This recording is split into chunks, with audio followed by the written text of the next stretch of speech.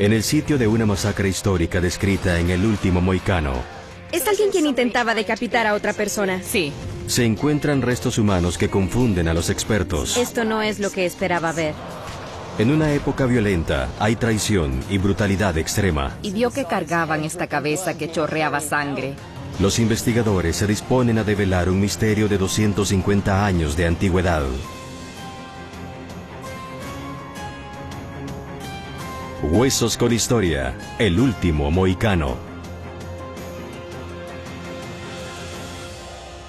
El fuerte William Henry, en la parte norte del estado de Nueva York, fue un bastión británico durante una guerra que sacudió Norteamérica hace 250 años. Y aún ahora, el lugar revela los secretos de su pasado violento. Una excavación arqueológica de sus tumbas militares expone una fila de soldados británicos. Pero un esqueleto confunde a los expertos. Las marcas espantosas en estos huesos sugieren la vida violenta de un soldado. Es exactamente lo que uno esperaría encontrar en un cementerio militar británico de la época. Excepto que sus características cuentan otra historia. A diferencia de los otros, el entierro 14 no luce como un británico. Podría ser un espía disfrazado para infiltrarse en el fuerte, quien fue capturado y asesinado. Es solo una de una lista de posibilidades intrigantes. Pero para la antropóloga forense Michelle Hamilton, lo más importante es recordar que antes fue una persona. Cualquier conjunto de osamentas es un ser humano. Estas son personas quienes tienen familia, seres queridos, así que intentamos identificarlos. Intentamos entender cómo vivieron y tal vez cómo murieron y quiénes eran. La historia del cuerpo inicia y termina antes de la Revolución Americana, durante la Guerra Franco-India, cuando los británicos lucharon contra los franceses y sus aliados nativos americanos por el control del continente. Pero esa historia solo se contará gracias a la ciencia forense del siglo XXI. San Marcos, Texas. En las instalaciones de antropología forense de la Universidad Estatal de Texas, Michelle inicia su evaluación de este conjunto curioso de restos humanos. A ella también le sorprende inmediatamente la apariencia del cráneo. Veo un número de indicios de que el rostro no coincide totalmente con lo que anticiparía al ver a alguien sacado de un cementerio británico. Este individuo es único. Aunque la forma del cráneo da una pista sobre su ascendencia, no es un indicador perfecto. Aún así, el cráneo del entierro 14 no se parece al de sus vecinos en el cementerio. Lo que es aún más intrigante es que luce como si no lo hubieran enterrado inmediatamente.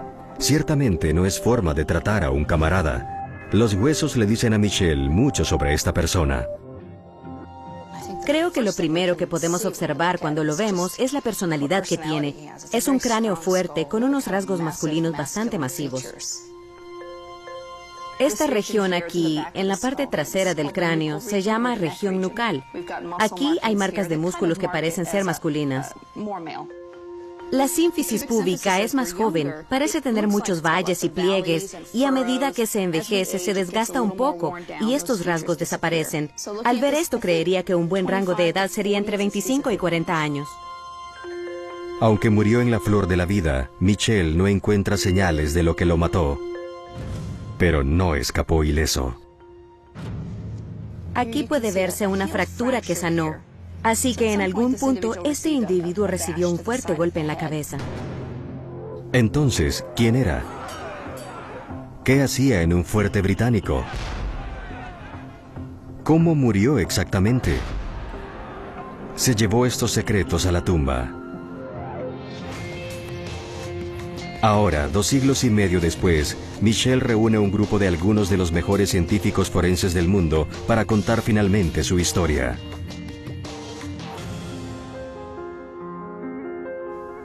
Tenemos un individuo del fuerte William Henry y tenemos un control muy preciso del momento de su muerte. Sabemos que el cementerio estuvo en operación entre estos 3 años, de 1755 a 1757. Los colegas de Michelle hacen eco de sus sospechas respecto a la forma del cráneo. Solo en base a la morfología craneana de este individuo, no luce como un británico durante el siglo XVIII. Luce muy diferente, pero deberé poner números a eso. Investigarán el ADN y determinarán si este individuo tiene ancestros europeos. En conjunto, el equipo tiene casi 150 años de experiencia en dar voz a los muertos. Como antropólogos forenses, trabajamos con los restos de personas asesinadas o quienes cometieron suicidio. Es nuestra responsabilidad devolverles su identidad. Siempre he creído que todo el mundo tiene una historia que contar.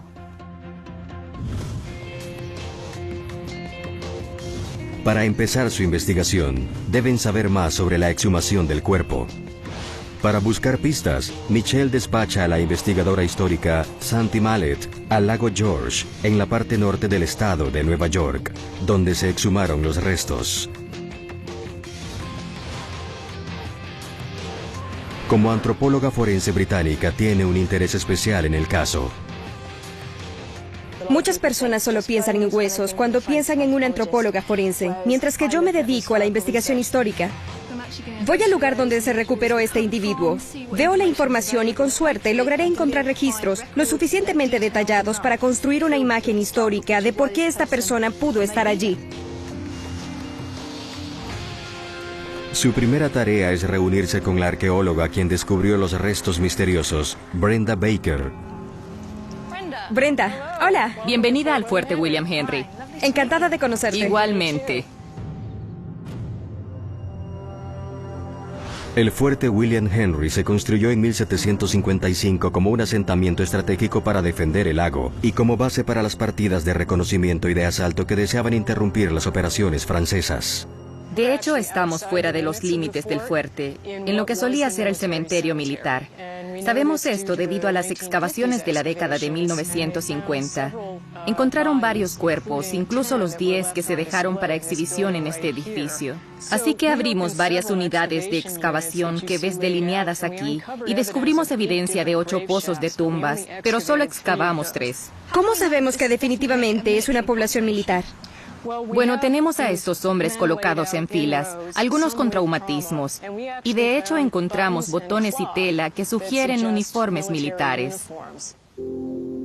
Los harapos identifican los restos como soldados, pero a algunos hombres como el soldado misterioso se les negó un entierro oportuno. Descubrimos restos de pupas de mosca. Esa es la última etapa larvaria de la mosca, el gusano. Y eso nos brinda muchísima información sobre el hecho de que los entierros de estos hombres de hecho se realizaron algún tiempo después de su muerte. Estuvo expuesto durante algún tiempo antes de que lo enterraran. Nadie puede explicar por qué ciertos cuerpos no fueron enterrados inmediatamente, a no ser que no se supiera que estuvieran allí en primer lugar. Y eso hace que Santi regrese a la interrogante del entierro 14. Este hombre en particular tiene un rostro muy interesante y lucía muy distinto. Nos intrigó la posibilidad de que algunos de estos hombres no fueran europeos. La apariencia impactante de los restos del entierro 14 genera interrogantes que solo pueden contestarse a nivel molecular. En Texas, Michelle llama al Dr. Eric Bartelink, un especialista en los isótopos encontrados en los huesos humanos. Eric trabajó en la identificación de las víctimas de fosas comunes de la guerra en Bosnia y del World Trade Center después del 11 de septiembre. Michelle espera que el examen de las muestras tomadas del entierro 14 tal vez le revele a Eric dónde se crió este soldado desconocido. A partir de una muestra de hueso, podemos revisar los análisis de los isótopos de carbono y nitrógeno y averiguar sobre la dieta de la persona. Los dientes nos dan un registro de la niñez y así rastreamos el movimiento de una persona desde donde nació hasta donde murió. De donde sea que viniera este hombre, parece que terminó su vida durante una era turbulenta en la formación de los Estados Unidos modernos. Como encuentra Santi en el lado George, la guerra franco-india la inició un futuro presidente estadounidense. La inició originalmente George Washington, aunque parezca increíble, en el oeste de Pensilvania. Y la escaramuza pequeña en la que se vio involucrado allí a la larga se volvió un conflicto a nivel mundial. Empezó aquí entre los franceses y los ingleses, y luego hubo actividad en la India y en el Caribe por todos lados. Así, esta guerra extendida significa que el entierro 14 pudo venir de casi cualquier lugar. Pero su identidad sorprendente detendrá en seco la investigación. Mientras Michelle aguarda los resultados de la prueba de ADN del soldado misterioso, consulta con los artistas de reconstrucción facial, Karen Taylor y Tony Reynolds, en busca de pistas sobre cómo pudo lucir. Es tan agradable sostener uno que es tan fuerte comparado con algunos de los frágiles con los que hemos lidiado. Tiene una nariz rota maravillosa. Es una nariz maravillosa. Uno ve cuán mal se alinea desde la parte superior del caballete. Para Karen, reconstruir el rostro de este hombre es la meta final. Irá más allá de darle una identidad. Lo hará humano. Tenemos la oportunidad de humanizarlos. El rostro contiene nuestra capacidad para expresar emociones, para comunicarnos entre nosotros. Así que creo que es parte de nuestra naturaleza el querer ver un rostro y el fascinarnos cuando un rostro emerge de un cráneo. Podré desarrollar todos los rasgos, fórmula por fórmula, para los ojos, la nariz, la boca, y con suerte podré transmitirle a Tony lo que debemos hacer digitalmente. Lo escanearemos en 3D y obtendremos la tomografía computarizada y luego a la fotografía. Para recrear el rostro, el equipo usa la tecnología de escaneo tridimensional. Este tipo luce rudo, pero perdió al menos una pelea. Mira esa nariz rota. Karen y Tony pueden empezar su trabajo minucioso, pero para poder recrear sus rasgos faciales deben conocer su ascendencia.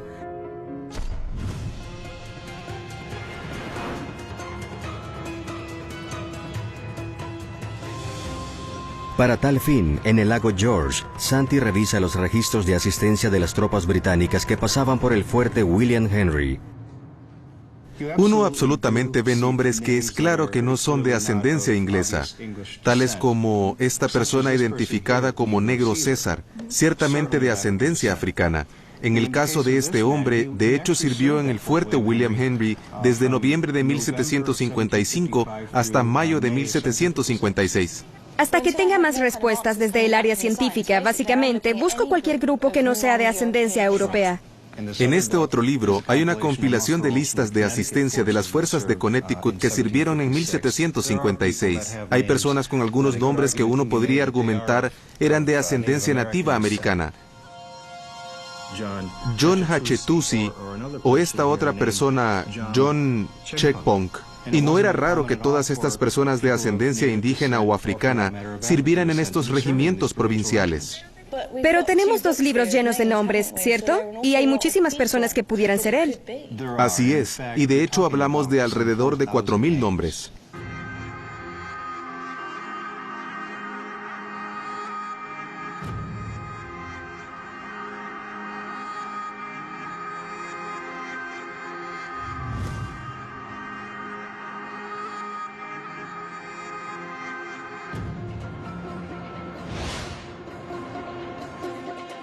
En Texas, Michelle enlista la ayuda de la doctora Kate Spradley, una especialista en medidas craneanas. Usará un programa conocido como FORDISC, que comparará estadísticamente los rasgos del cráneo no identificado con los de los cráneos de los grupos poblacionales alrededor del mundo. Al observar la morfología general, sugiere que no es europeo, y los resultados preliminares del FORDISC sugieren que esta persona es más parecida a un nativo americano. Entonces tenemos un misterio. Tenemos un posible nativo americano enterrado en un cementerio británico, en un fuerte británico. Sí, es muy interesante. El programa es solo un instrumento en la caja de herramientas forenses, y a Kate le llevará tiempo completar sus medidas y limitar la descendencia del cráneo. Los porcentajes que surgen del FORDISC solo se inclinan hacia un grupo particular en comparación con otros. No es una respuesta definitiva. Pero una respuesta definitiva es lo que Michelle necesita.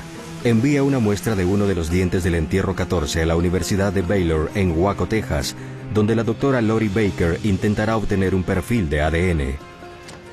El ADN no es sino un conjunto de piezas fundamentales de la vida. Tenemos 4 pares básicos diferentes que surgen en un orden particular y nos hacen quienes somos. Lo interesante sobre el ADN es que somos 98% similares a los chimpancés, así que el 2% que difiere es muy importante. Hay que observar una cantidad muy pequeña de él para determinar la diferencia y excluir a alguien de una escena del crimen, o para concluir qué es quien dejó la muestra. Es más probable que Lori encuentre el ADN intacto en la raíz bien protegida de los dientes del entierro 14. Probará lo que encuentra en busca de un marcador genético o haplogrupo que pueda indicar el origen geográfico de los ancestros del entierro 14. Tenemos bastante información sobre lo que significa ser británico genéticamente. Hay varios marcadores que buscamos específicamente, y si esos marcadores aparecen, podemos decir que sí, es clásicamente de ascendencia europea. Si son de algún otro lado, tendremos una historia sobre cómo terminó en ese cementerio británico. Mientras el equipo espera a que los resultados del ADN revelen dónde inició este hombre, dirigen su atención a intentar averiguar cómo terminó su vida.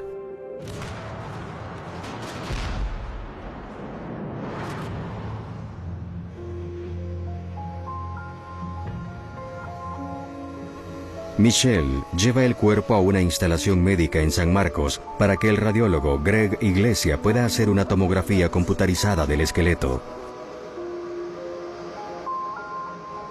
La tomografía computarizada construye una radiografía tridimensional del cuerpo que permite el examen microscópico total de los huesos.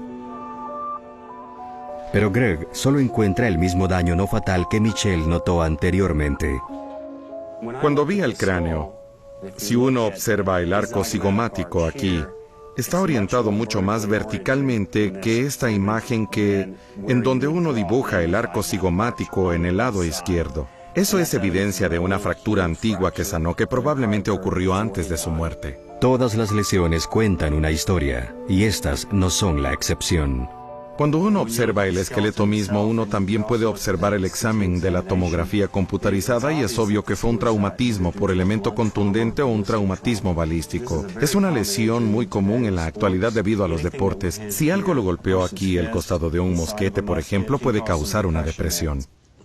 ¿Es este el tipo de lesión que se encuentra en individuos que participan en peleas? ¿Narices o pómulos rotos? Todo el tiempo, así es. Todo el tiempo. Pero la fractura del cráneo no es la única evidencia de violencia en el cuerpo. Otra área donde podemos ver algún traumatismo es en el cúbito. Este es un hueso del antebrazo, justo así. Cuando uno se coloca el brazo sobre la cabeza, el cúbito gira y queda en el lado exterior. Lo que ocurre cuando uno recibe un golpe es que típicamente el cúbito se fractura. Esto podría ser resultado de algún tipo de rechazo defensivo.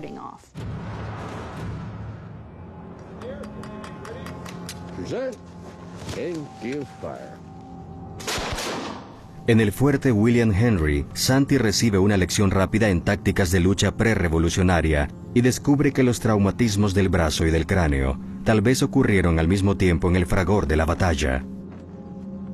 Bueno, debemos entender que estas son armas de un solo tiro, y una vez que un soldado dispara su arma, la convierte en un garrote. Ahora tal vez conozcan la placa pesada de latón en la culata. Está allí por una razón. Esto se llama golpe de culata. Echa una mirada a su oponente y lo golpea en el costado del rostro. ¿Por qué no miras esta arma y me dices lo que opinas? Es bastante pesada. Así es. Si fuera a luchar contigo, te defiendes, yo entro, miro hacia el otro lado y entro justo lo suficiente para romperte el pómulo. A pesar de sus heridas atroces, la vida y la muerte pudieron ser mucho peores para el entierro 14. El fuerte William Henry fue el sitio de una de las peores masacres de la guerra franco-india. Estamos en uno de los lugares más históricos de las colonias estadounidenses. Si puedes imaginar ser uno de los soldados dentro del fuerte y ver llegar a una flota gigantesca de franceses y nativos americanos que se acercan por el lago, y solo hay un par de miles de ustedes, ¿cómo te sentirías si vieras 10.000 franceses y nativos americanos venir por el lago George? Aterrorizada. Sabías que era cuestión de tiempo antes de que los franceses y sus aliados nativos americanos estuvieran listos para entrar en el fuerte y que perderías toda tu gente. Así que el 9 de agosto de 1757, los oficiales británicos acordaron rendirse. Y esto se luchaba como una guerra europea tradicional, donde se rendían honorablemente. Para los nativos americanos, repentinamente ya no habría botín. Repentinamente vieron a los franceses y los británicos hacer un trato y pensaron, un momento, nos están dejando fuera de la acción. Lo que ocurrió después se inmortalizó en el libro El último mohicano, que recuenta la masacre brutal de las tropas rendidas a manos de los nativos americanos quienes luchaban con los franceses. Cuando los británicos finalmente salieron del fuerte William Henry, los nativos americanos en los bosques vieron que todo ese tesoro por el que venían se marchaba con ellos. Atacaron a algunos de los últimos soldados en los bosques. No tenían armas, o las armas que tenían estaban descargadas. Las personas han luchado y debatido desde entonces cuántos murieron en la masacre. Honestamente no lo sabemos. Los historiadores hablan de entre 60 hasta 185. Se cree que asesinaron brutalmente a la mayoría de los que se quedaron en el fuerte. En la década de 1950, los arqueólogos descubrieron evidencia de esas víctimas de la masacre. Brenda Baker ha estudiado sus restos espantosos. Este hombre tiene 4 cortes o tajos en su segunda vértebra cervical. Entonces alguien intentó decapitarlo. Sí. Y puedes ver que necesitó más de un intento, y esa es la razón de que haya 4 marcas de tajos antes de que se separara de la parte superior del pivote, que permite que uno gire la cabeza. Tenemos un sacerdote francés, quien de hecho vio que uno de los nativos americanos, aliado de los franceses, llevaba una cabeza. Así que vio que sacaban esta cabeza que chorreaba sangre. Hay cortes aquí que probablemente se hicieron tanto con un hacha de cinturón o con cuchillos que atravesaron las costillas. Y cortaron las costillas en al menos 3 de estos hombres, o probablemente en todos, pero también hay tajos en la pelvis y en el área de la sínfisis púbica o la parte frontal de la pelvis están totalmente cortados. Así que todo el hueso púbico del frente de la pelvis se cortó en ambos lados. Se necesitó una fuerza extraordinaria para lograr hacer eso, ¿cierto? Sí. Lo que creo que ocurrió es que tomaban trofeos, cosas como cabezas, cortaban la caja torácica y se llevaban el corazón, y tal vez incluso los genitales. Después de la masacre, los británicos abandonaron el fuerte William Henry. El que el entierro 14 se encontrara en una fosa común sugiere que él y sus compañeros murieron antes de ese día terrible, cuando una paz relativa reinaba en el lago George. De hecho, lucía inusualmente sano. Estas son las imágenes del resto de la columna, pelvis, los fémures, y no veo mucha evidencia de algún traumatismo agudo en los huesos. Parecen bien formados, parece que tenía un estatus nutricional bueno al momento de su muerte. ¿Te sorprende que sea tan bueno? Sí, en realidad sí. El equipo no está más cerca de averiguar lo que mató al entierro 14. Pero al menos los resultados del laboratorio llegaron. Y Michelle está a punto de identificar la ascendencia del hombre misterioso. En Texas, Michelle Hamilton reúne su equipo para compartir los hallazgos más recientes sobre el entierro 14. Usé una muestra mundial y sé que hubo algo de discusión sobre si podría potencialmente ser un soldado británico o tal vez un esclavo africano. Mis análisis sugieren que está lejos de ser británico o africano. Encontré que era más similar a los nativos americanos. Kate obtiene apoyo de los resultados de ADN de Lori Es agradable escuchar estos resultados porque el ADN fue realmente interesante. Sí se encontró un haplogrupo X. En los algonquinos modernos vemos un 25% de hablantes de algonquino con el haplogrupo X.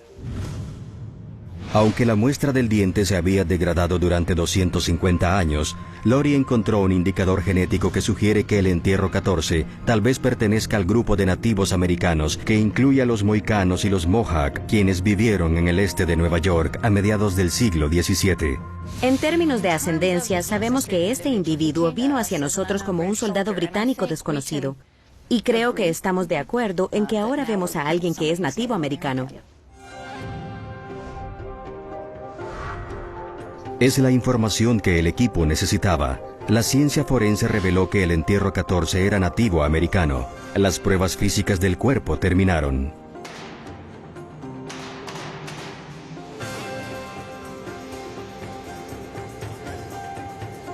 Pero su trabajo está lejos de terminar. Deberán depender únicamente de la información que ya reunieron para averiguar por qué estaba enterrado junto a tropas británicas regulares. Pero para Donald Fixico, profesor de estudios amerindios de la Universidad Estatal de Arizona, el descubrimiento de que el entierro 14 era un nativo americano le da muchísimo material con el que trabajar. Es sumamente inusual que esta persona nativa americana estuviera enterrada en un cementerio británico porque las personas nativas americanas en realidad luchaban para los franceses. Había más de 30 naciones tribales que luchaban por los franceses, tal vez alrededor de un tercio de eso para los británicos. Los números tal vez fueran más pequeños, pero los nativos americanos jugaron un papel importante en la campaña británica. Tomaron partido no solo para ayudar a sus aliados europeos, sino también para resolver sus rivalidades tribales tradicionales. Debemos tomar en cuenta que los pueblos indígenas no se llevaban bien entre sí. Las naciones nativas habían luchado con otras naciones durante siglos. Bueno, ahora se dieron cuenta de que las armas ayudarían tremendamente. Los franceses introdujeron las armas y la pólvora y el plomo entre los pueblos nativos y eso cambió la balanza del poder. Los británicos se percataron de que si de hecho querían ganar esto en América y establecer una nueva Inglaterra, debían de hecho cortejar a los pueblos nativos como aliados. Los hombres como el entierro 14 no solo eran víctimas inocentes, eran diplomáticos muy astutos que usaron a los europeos de la misma forma en que los europeos intentaron usarlos a ellos. Y Donald cree que la evidencia sugiere que este hombre hizo una contribución para el esfuerzo de guerra británico. Que lo enterraran en un cementerio militar británico en realidad es algo único, porque alcanzó algún tipo de estatus, tenía algún tipo de talento especial, tal vez incluso salvó la vida de alguien, así que en cierta forma es un honor. Los británicos tal vez apreciaron esta contribución especial, lo suficiente como para enterrarlo junto a las tropas regulares de Gran Bretaña. Pero eso no explica por qué no lo enterraron inmediatamente. De regreso en el lago George, el historiador Tim Todish tiene una teoría. Una de las posibilidades podría ser que estuviera de patrullaje en el lago y que lo mataran en acción con el enemigo. E incluso si tuvieran la capacidad para traer el cuerpo de regreso, creo que ciertamente lo harían, especialmente si era uno de los Rangers. Traerían a sus muertos de regreso y les darían cristiana sepultura. Mencionaste a los Rangers. ¿Quiénes eran? Los Rangers eran una unidad especial que usaron para hacer reconocimientos, para recolectar inteligencia. Algunas partidas de asalto sería como las operaciones especiales de la actualidad. Los indios Stockbridge eran una de las tribus que servían en estas tropas. Se cristianizaron. No me sorprendería si uno de los indios Rangers estuviera enterrado allí, si murió aquí en el fuerte. Entonces es importante, no solo está enterrado en un cementerio militar, sino a la usanza cristiana. Eso limitaría quién pudo ser esta persona. Creo que es una suposición razonable. Esto podría ser un gran avance. Los Rangers de Roger, una fuerza élite de colonos nacidos en América y de nativos americanos, eran muy apreciados por sus colegas británicos por su habilidad para trabajar en el ambiente inclemente del Nuevo Mundo. Y el rostro de un posible Ranger de Roger, el entierro 14, empieza a surgir por primera vez en más de 2 siglos. El globo ocular mide unos 25 milímetros de diámetro. Resulta que 25 es más o menos el diámetro de una moneda de 25 centavos de dólar. Con el conocimiento de que es un nativo americano, el equipo de reconstrucción facial puede estimar mejor el color de sus ojos y de su piel. Apostaría que los ojos son de color marrón oscuro. Hay que pasar desde este color castaño y oscurecerlo más. ¿Nos acercamos? Lucen bien. Y vamos a lo tridimensional ahora. ¿Te gusta? Luce fantástico. Karen y Tony ahora pueden devolverle su rostro a este hombre, un rostro que no ha sido visto durante 250 años. La profundidad de estos tejidos varía mucho alrededor de los rostros. Si uno toca su propia nariz justo aquí, es muy delgada, casi piel sobre hueso. En realidad, y sin embargo, si uno palpa alrededor de las mejillas o la barbilla, tiene mucho más músculo. Así que bajo por la frente, rodeo esa protuberancia, este arco superciliar supermasculino. Salto hasta justo debajo de la nariz y observo esta área. Y casi sin darte cuenta, empieza a surgir un perfil. Con las reconstrucciones bidimensionales de Karen casi terminadas, deja la creación de la imagen tridimensional final al artista gráfico Tony Reynolds. Me siento bien al trabajar con Tony porque no solo es un animador digital súper hábil, sino que tiene un conocimiento profundo de la anatomía. A medida que el rostro del entierro 14 se forma, sus secretos se revelan. Pero sin marcas en el esqueleto, el equipo aún debe encontrar a su asesino silencioso. De regreso en el estado de Nueva York, Santi tal vez haya descubierto una pista sobre la muerte prematura del entierro 14. Se reunirá con la historiadora colonial Susan Hewlett para aprender sobre una enfermedad mortal que los británicos y los franceses trajeron inadvertidamente al Nuevo Mundo. Posiblemente la epidemia más temible sería la viruela. Antes que nada, es nueva en Norteamérica, cuando llegan los europeos, porque no existía aquí antes de eso. Los nativos americanos son especialmente susceptibles a la epidemia, pero incluso los provincianos lo serían. Además, es increíblemente infecciosa y trabaja muy rápidamente en el cuerpo.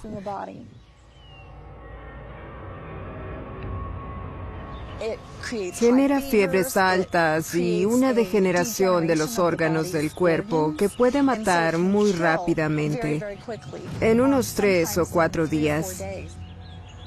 Debido a que mata rápidamente, no deja marcas en los esqueletos que podamos encontrar. No, ninguna. De hecho, lo que se encuentra es la evidencia contextual por la forma en que los enterraron.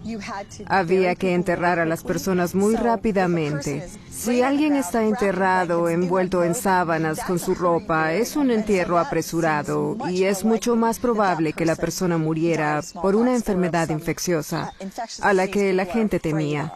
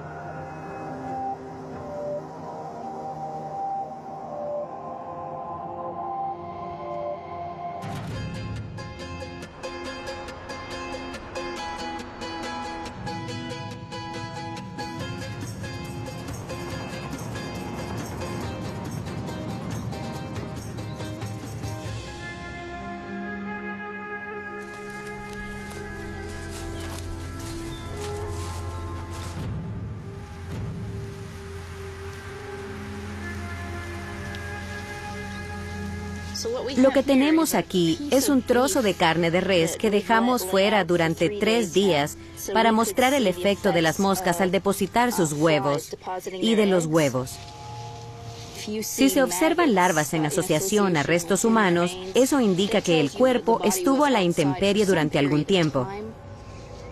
Los gusanos son realmente vitales en términos de intentar determinar el intervalo post-mortem y el tiempo transcurrido desde la muerte, porque los entomólogos forenses pueden obtener rangos de tiempo bastante buenos al observar la especie de mosca y al considerar en retrospectiva el ciclo morfológico de las larvas.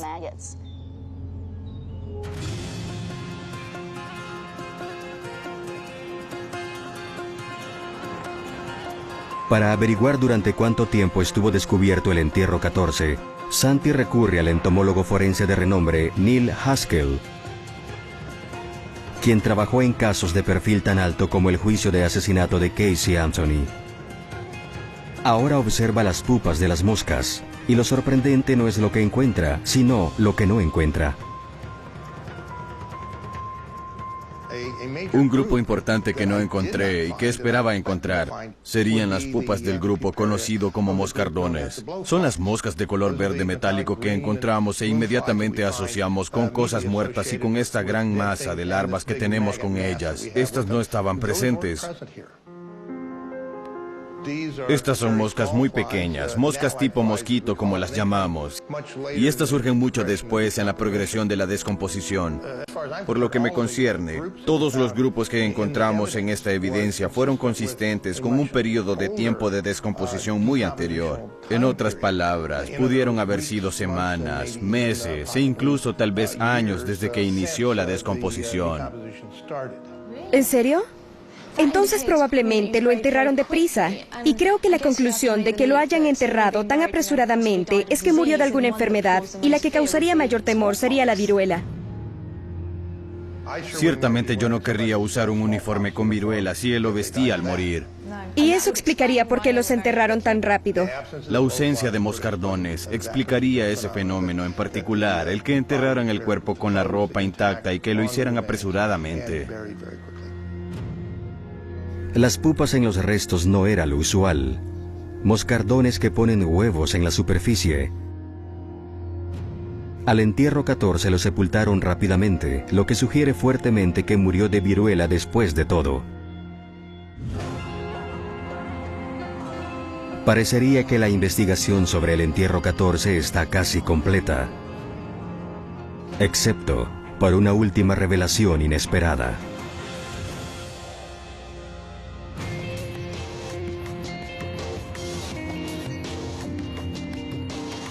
El análisis del equipo forense sobre el hombre misterioso, quien antes se asumió era un soldado británico, hasta ahora sugiere que posiblemente fuera un mohicano cristiano, quien se enlistó como un ranger de Royer y luchó con los británicos.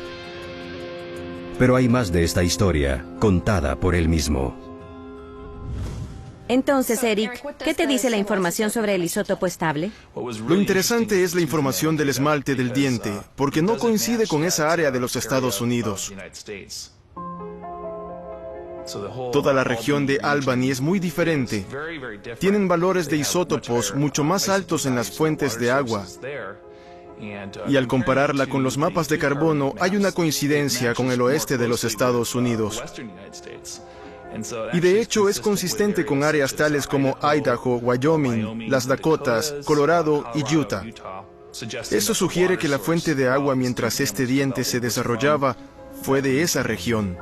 Entonces, como un hombre joven y tal vez hasta su adolescencia, vivió en un área distinta. Sí, por lo menos.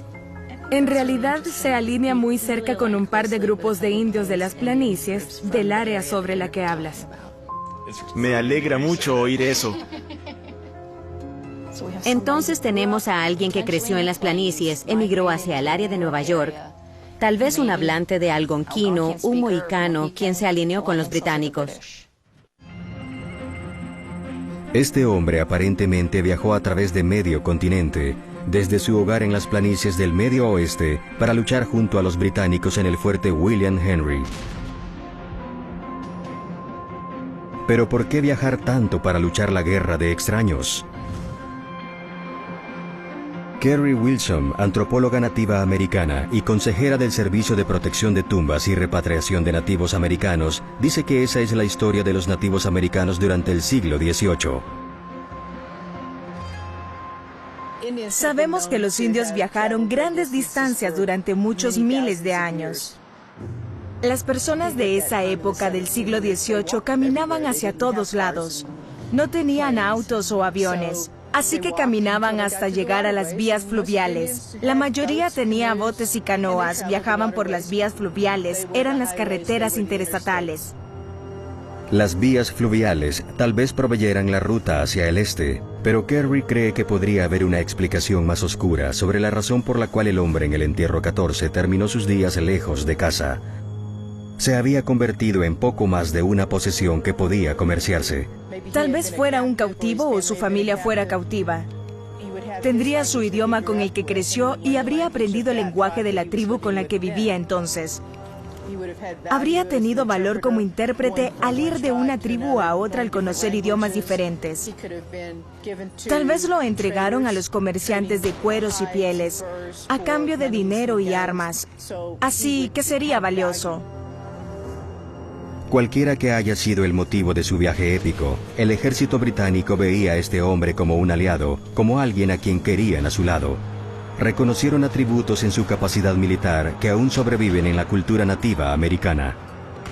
Es una tradición guerrera, algo con lo que nos criamos. Que él sirviera en una guerra y luchara por algo en lo que creía, es algo común en nosotros, aún hoy en día. Es evidente que lo admiraban y que tenía cierto estatus entre las tropas británicas, por eso cuando murió lo enterraron entre los suyos. El nombre de este hombre tal vez esté entre las listas de asistencia que registran a quienes pasaron por el fuerte, pero ya sea un hombre nativo americano o una versión anglicanizada, es imposible decirlo. Por el momento, no tiene nombre, pero finalmente tiene un rostro. Creo que es un individuo muy fuerte en base al viaje que describes por tus hallazgos.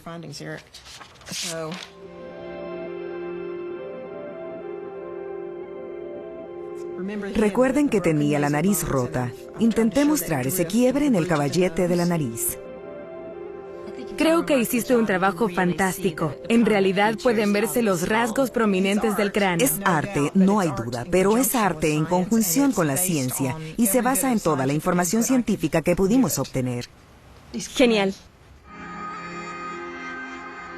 Usé estos dibujos para transmitírselo a Tony. Ahora lo que él debe hacer es llevarlo al siguiente nivel y hacerlo más humano. Tomé los dibujos de Karen y de allí puedo poner un rostro real. Esto es lo más lejos que uno lo llevaría normalmente en un caso forense, ¿cierto? Y luego añadí algunos detalles.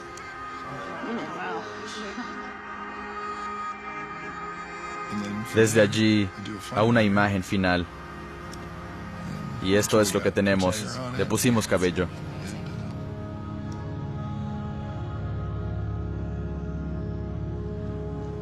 Fantástico.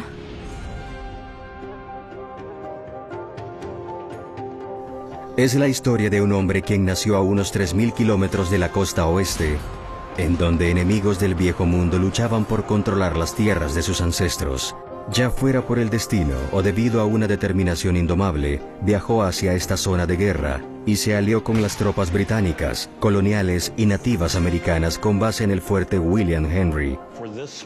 Que este hombre sea de una tribu nativa tan lejana es muy asombroso. Si hablara, por ejemplo, con un comandante militar británico, podría decirle lo que los pueblos nativos pensaban. También podría relatarle historias sobre los lugares por donde viajó y lo que encontró. Y qué pueblos nuevos y vías fluviales nuevas hay. Y sobre los peligros, las cordilleras, planicies, desiertos y cosas así que cruzó. Era como una enciclopedia ambulante del interior, e incluso de más lejos, del oeste. Sería una persona muy valiosa para cualquiera en esa época. Finalmente, no fue la guerra lo que lo mató, sino una enfermedad traída por los europeos por quienes luchaba. Los restos del entierro 14 a la larga volverán a sepultarse. Y para el equipo forense, la historia que descubrieron es la de un héroe anónimo, quien finalmente regresó a casa.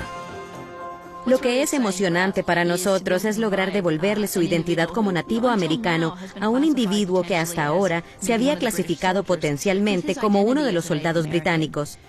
Durante cientos de años fue un desconocido. Ahora le dimos su identidad propia. Ahora está afiliado con su propio pueblo.